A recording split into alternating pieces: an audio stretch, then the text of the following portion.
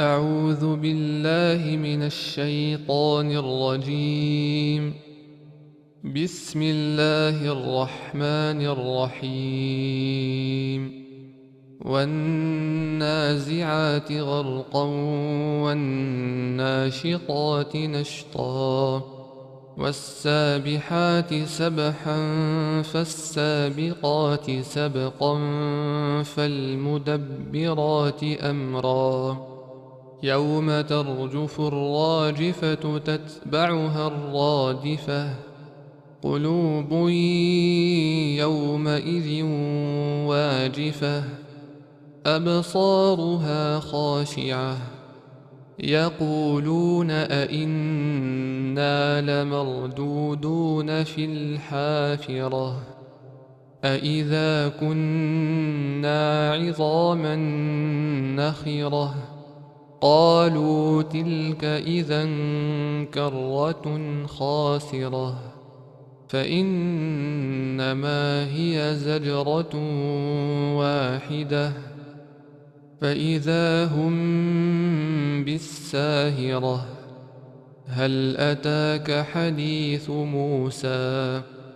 إذ ناداه ربه بالوادي المقدس طوى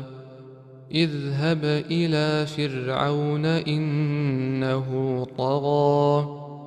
فقل هل لك إلى أن تزكى وأهديك إلى ربك فتخشى فأراه الآية الكبرى فكذب وعصى ثم أدبر يسعى فحشر فنادى فقال أنا ربكم الأعلى فأخذه الله نكال الآخرة والأولى إن في ذلك لعبرة لمن يخشى أأنتم أشد خلقا أم السماء بناها رفع سمكها فسواها وأغطش ليلها وأخرج ضحاها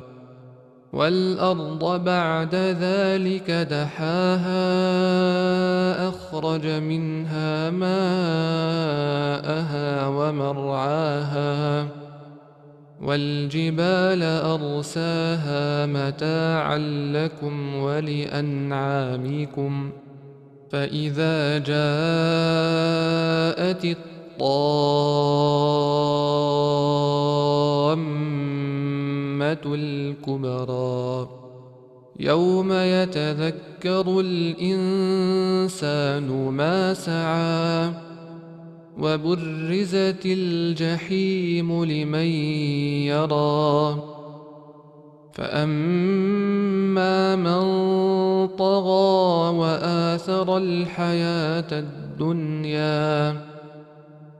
فإن الجحيم هي المأوى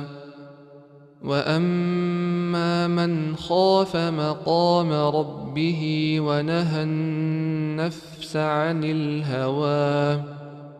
فإن الجنة هي المأوى يسألونك عن الساعة أيان مرساها فيم أنت من ذكراها إلى ربك منتهاها إنما أنت منذر من يخشاها كأنهم يوم يرونها لم يلبثوا إلا عشية أو ضحاها.